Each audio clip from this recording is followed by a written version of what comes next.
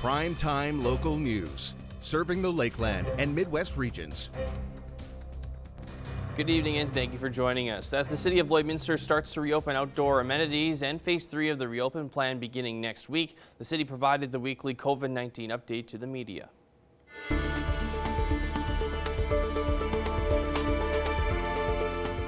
We're here for the COVID-19 update with the City of Lloydminster. Today is Thursday, June 4, 2020. We have a few outlets submitting questions today. We'll start with primetime local news. Question 1. Some city outdoor amenities such as the golf course and Weaver Park campground have recently opened with restrictions. How well has the opening process gone, and what other amenities may open next? So the reopening of our Weaver Park campground as well as our municipal golf course in the city has gone over very well. Even though that there has been some changes to the way they operate, we have received some great feedback from our patrons that they understand that we're working within the guidelines, but they do appreciate being able to get out. We do anticipate there'll be more information about more outdoor amenities coming out soon. Question 2. What is the city's reaction to the outbreak at the Lloydminster Hospital being declared over by the Saskatchewan Health Authority? So the city's reaction is we are very happy to hear that the outbreak at Lloydminster Hospital has been declared over. From all of us at the City of Lloydminster, as well as I think I can say it for the community itself, is we want to thank all the healthcare workers at the Lloydminster Hospital for all they've done before the pandemic and all they're doing throughout. Earlier this week, there was a notice that went out that property assessment re-inspections will be conducted by a mail-in form or online rather than door-to-door as typically done in the past. What went into the city's decision to go ahead with this format? So since the onset of the pandemic, health authorities have recommended that we limit interactions and keep our social grouping and the ones we come in contact small. While there is some specific restrictions easing and guidelines are changing to reflect when we are reopening, we want to continue to do our part in promoting public health and safety and limiting the interaction through these door-to-door property assessments. Next, we'll move on to Lloyd Connect. As facilities begin to reopen across Lloydminster with additional safety measures in place, how did we come to the decision for those safety measures? Yeah, so the City of Lloydminster is following safety measures and guidelines that are established by the government of Saskatchewan Health Authority, and that were compiled into the Reopen Saskatchewan plan. The phased reopen plan is serving as a guiding document for residents, businesses, and facility operators in the whole City of Lloydminster. The guidelines outlined must be followed. However, businesses and operators may choose to go above and beyond what is being asked of them. And question 2, what is the penalty for facilities, stores that aren't following these rules and guidelines? So there are a few options when dealing with those found to violate a public health order. At the low end, we can issue warnings and help educate. For more severe instances or repeat offenders, it could lead to criminal charges and or fines. Throughout the pandemic, we have found education to be the best prevention. Cool. Moving on to 1061 The Goat, My Lloydminster Now. Other communities in Saskatchewan and Alberta have been reopening their municipal buildings, such as City Hall. When will these facilities reopen in Lloydminster? Yes, so as of right now, our City Hall and Lloydminster Operations Center are closed to the public.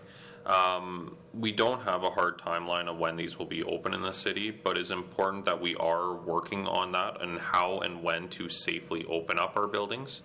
We are working with our health authorities as well as looking to municipalities in both Saskatchewan and Alberta and looking to follow their leadership. Next question, will the library be able to reopen before the planned move later this year? Potentially, as of right now, the library hasn't received any specific direction from the Saskatchewan Health Authority on when and where they can open. The City of Lloydminster is in contact with the Lloydminster Library and will be assisting them when it is announced. And their third question, they're just looking to confirm that playground structures are scheduled to reopen in Phase 4. And does this also apply to the off-leash dog park?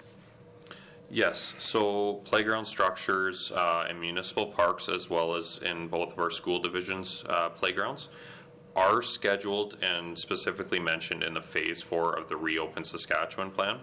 Phase 4 has not been approved yet under the Saskatchewan government. When it is announced, we will be looking to reopen all parks or all play structures within the municipality. Off-leash dog parks are not specifically mentioned in the Reopen Saskatchewan plan. The City of Lloydminster and its team is working to safely and effectively establish a timeline and when we can open the off-leash dog park right now on 47th Ave. Some of the things that we are looking to do is eliminating touch points and sanitization within the park to make sure all users of the area are safe. Dog owners are still encouraged to use the city's second off-leash dog park, and that's located at the RH Brecko Lake on the north side of the city. Monday marks the official openings of gyms across Saskatchewan. Here in Lloydminster, Progressive Fitness is getting ready to open their doors. Clark Drury from Progressive Fitness joins me today. Clark, first off, thank you very much for joining me. Hey, thanks for having me. You know, your gym, like many others across Saskatchewan, had to close due to the COVID-19 pandemic. What was your initial reaction when you found out that you had to close for an indefinite amount of time?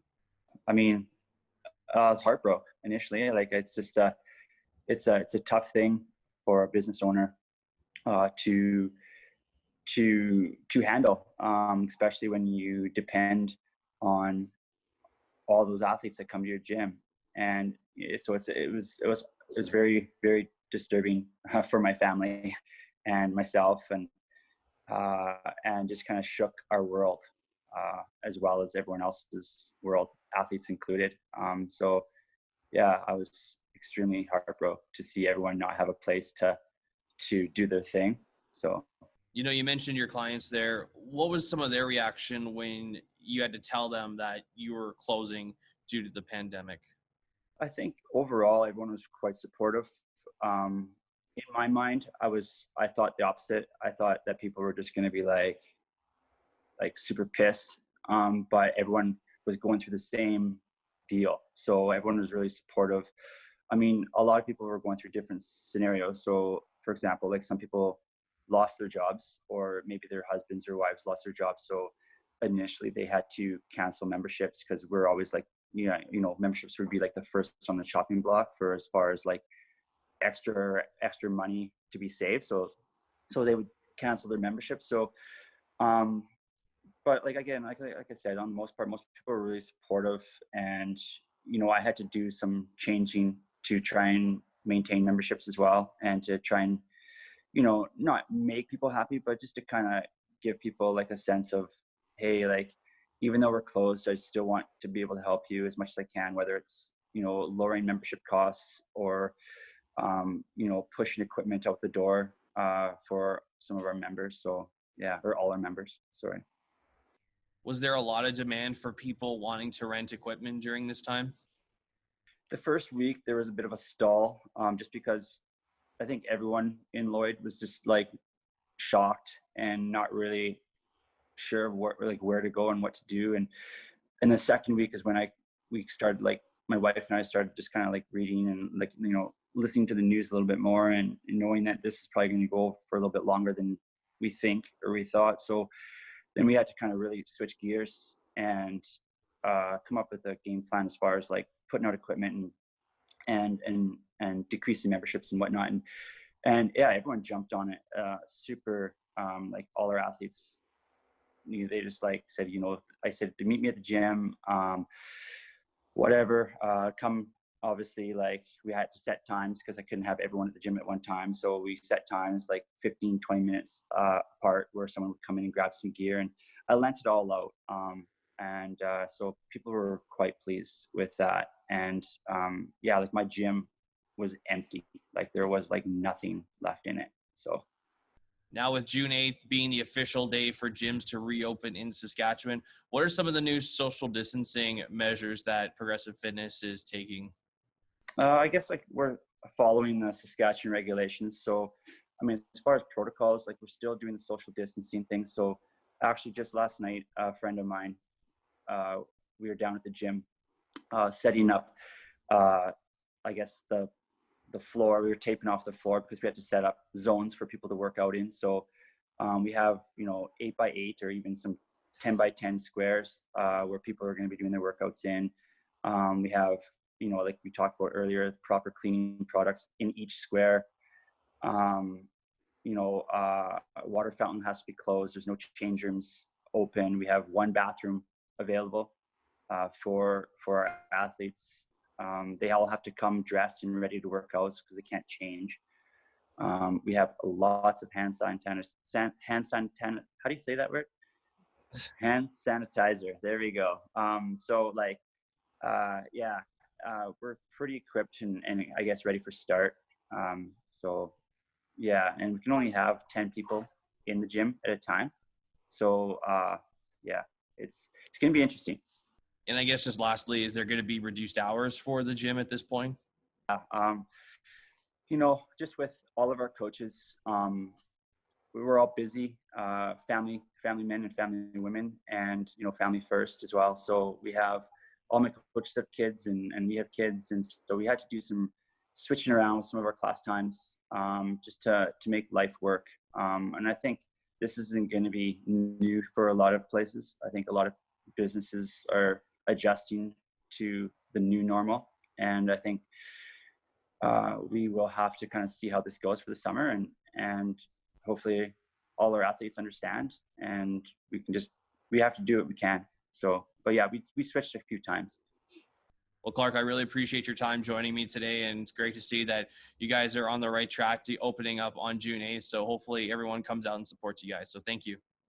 Hey, thanks, Connor. And I look forward to seeing you there, buddy. Furniture set and design supplied by Furniture Gallery and Furniture House, downtown Lloydminster.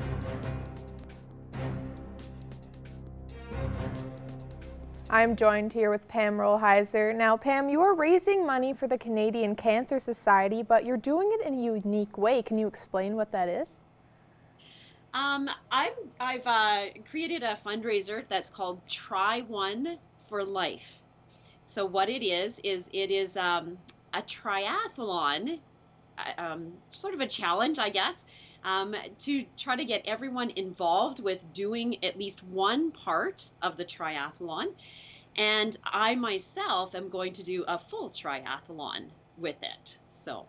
And where did this idea come from? I came up with the idea, how it actually all started was I've been doing triathlons I've done 3 years of triathlons. This would have been my 4th year. And I've seen like so many different people do triathlons. And so I got interested, started doing them, and did them for a lot of fun. And then last summer, I had an amazing experience, and I actually qualified to compete with Team Canada as what they call an age group competitor for the ITU World Championship, which was going to be in Edmonton this August coming up. But of course, when COVID hit, that race got canceled. So what ended up happening was I was out for a run, and I was kind of going, I've been training hard all winter long, just like everybody's been feeling when they lose something out of this situation, just feeling kind of down about it. And the thought just kept going through my head, I don't want to just give all of this up. What can I do with it?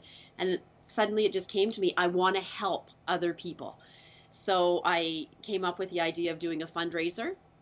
My family has been affected by cancer a lot, and so many friends have been as well. So it was kind of my first choice to do that. So I contacted the Canadian Cancer Society, and they were like, yeah, this sounds awesome. Do something really unique with it. So.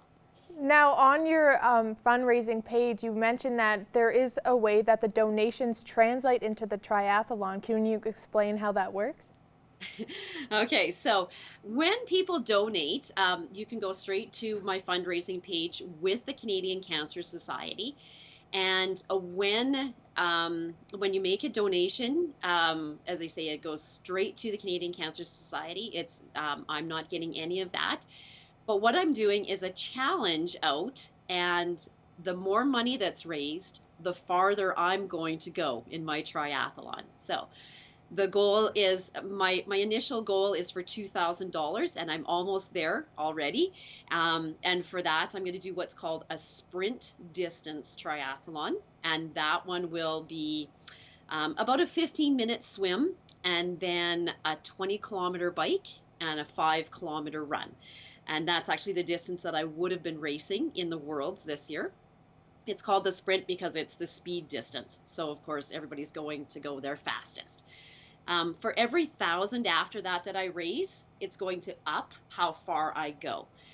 So right now I've gone up to a level of 5,000 as the top. And I'm saying for 5,000, I will do the swim for half an hour, a bike for 50 kilometers, and then run 10.5 kilometers. And what that translates into is a bit of an extended version of an Olympic distance triathlon. I did that length of triathlon just once last year. So I've only gone that far once in a race, but that's kind of my top at this point. I've had people say to me, what happens if you go higher? If I go higher than that, I'll go for it. I'll keep increasing it.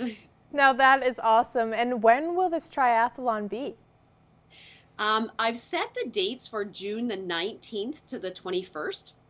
And I chose that weekend actually because as I was talking to people about feeling this loss of my triathlon race, it came up that the kids in Lloyd have a huge triathlon that the schools help run with the city.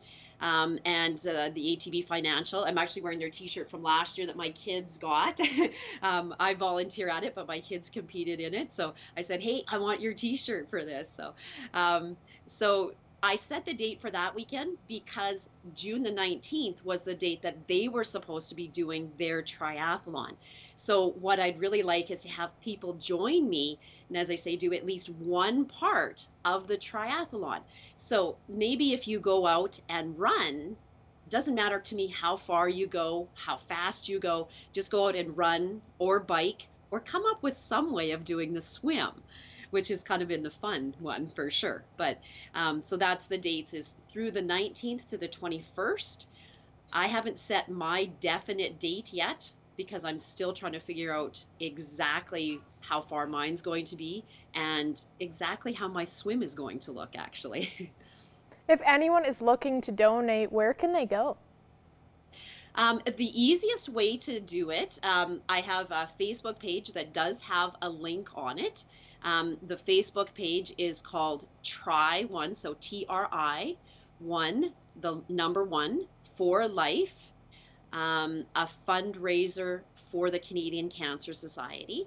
So if you go to that Facebook page, then there is a direct link in there. I do have actually, let's see, the actual page, sorry, I just had to look it up. The web page for actual donations is your http and then support.cancer.ca/go/try1for-life. And that will get you directly to my web page where you can make a donation. They have said that I can do cash and check as well, but that's a little bit more complicated, especially at this time with COVID. Basically, they'd have to get the money to me, and then I would be mailing that into the Canadian Cancer Society. And I do also have a page, a fundraising page that I could fill out in person if people do wish. So. Well, this sounds like an awesome idea. Thank you so much for joining us, Pam. Thank you. Thank you.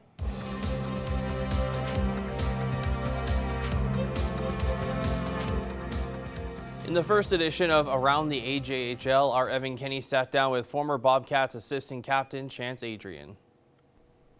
Joining me today for the first edition of Around the AJHL, a guy who's played 113 games in the AJHL, all with the Lloydminster Bobcats, Chance Adrian. Chance, thanks for joining me.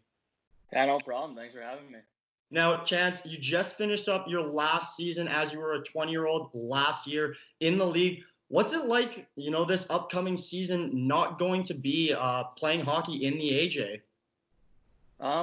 It's definitely going to be a lot different for sure. I was kind of joking around with my parents there when I got accepted into university that it'll be the first time actually going to school and kind of turning the brain back on since high school and stuff. So yeah, it'll for sure be different. I'm gonna miss going by Billet's house again and just seeing the guys, the coaching staff, and all the good people around Lloyd. Now, Chance, you kind of mentioned it to me at the end of this past season that you're looking to become a teacher. Is that what you're going to school for? Yeah, I actually got accepted into the U of S to become a teacher, so I'm really looking forward to that.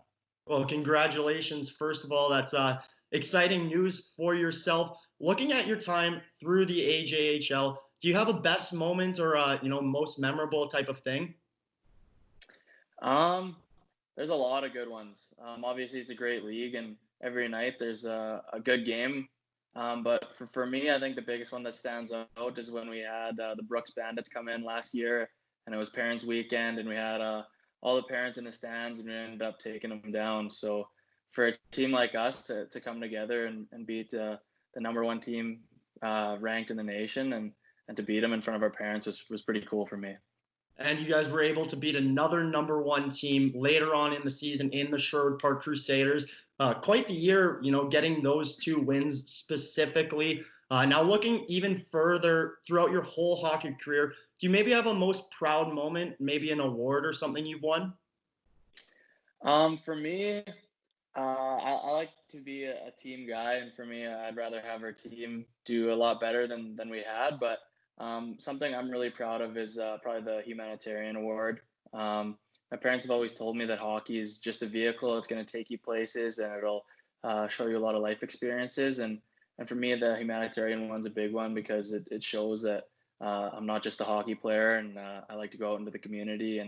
And you can't be a good hockey player without being a good person. And I think that award shows that. And that's a big thing that you guys stressed this year and last year was, Nigel wasn't just making hockey players. He was making good human beings, like you said.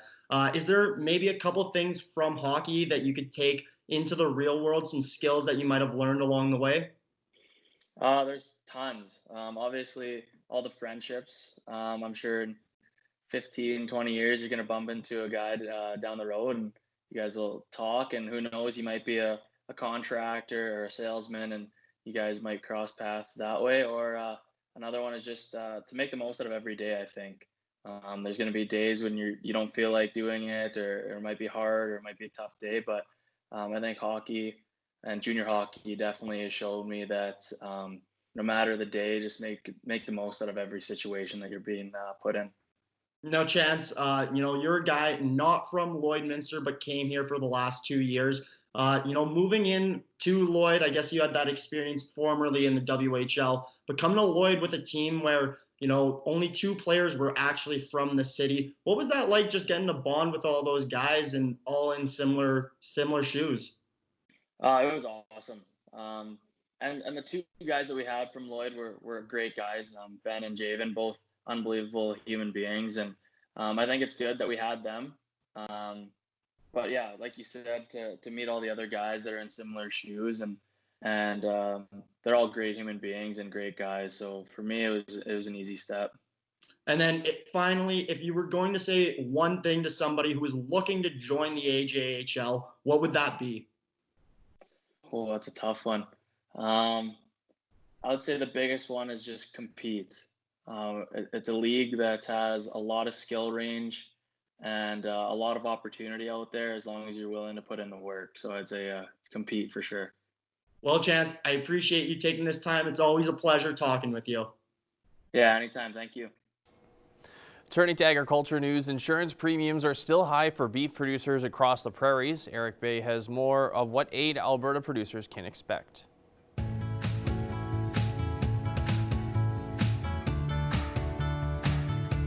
It's been 3 weeks now since the Saskatchewan government announced funding on May 14th, $5 million to help cover high insurance premiums of the Western Livestock Price Insurance Program, something that Alberta producers are waiting for their government to provide.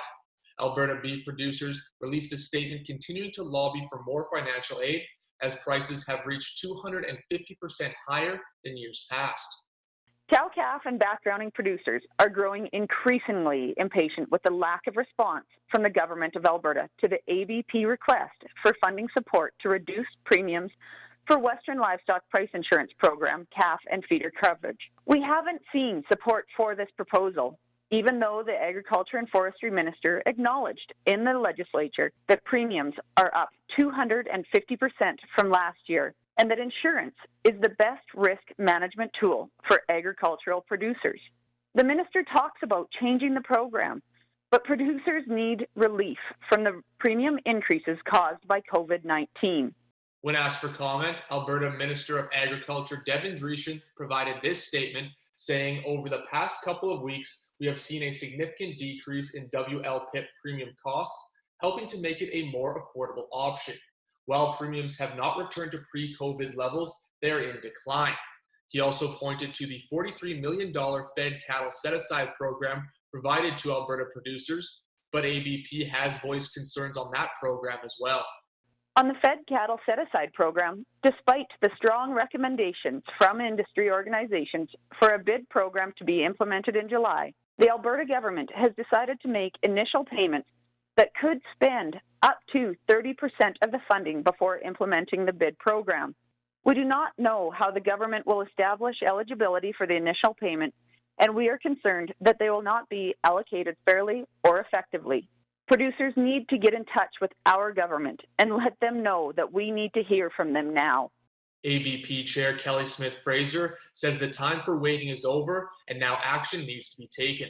We are not satisfied by the minister saying he will monitor prices into the fall and establish an additional program if necessary. We also haven't seen support from the Alberta government for our request to join the growing federal and provincial initiative to remove the reference margin limit from AgriStability.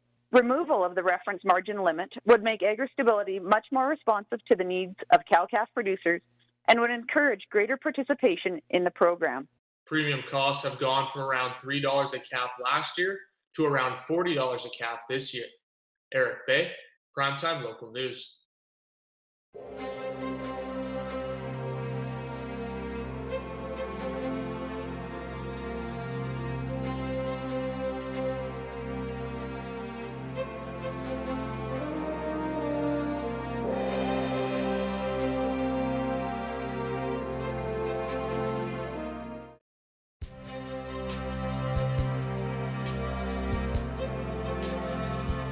Welcome back. Taking a look at your 7-day forecast. We are expecting a lot of rain over the next 7 days. So Friday heading into tomorrow, we could see some showers as well with that daytime high of 19 degrees. Saturday, we could see some rain for sure at a 58% chance, even some thunder showers, expecting about 20 millimeters of rain. Heading into Sunday, we could get we're high at 10 degrees and possibly 30 millimeters of rain. 12 on Monday, Tuesday sitting at 10 degrees with a 68% chance of some showers. 12 degrees for Wednesday and 19 degrees. We'll get a little bit warmer on Thursday.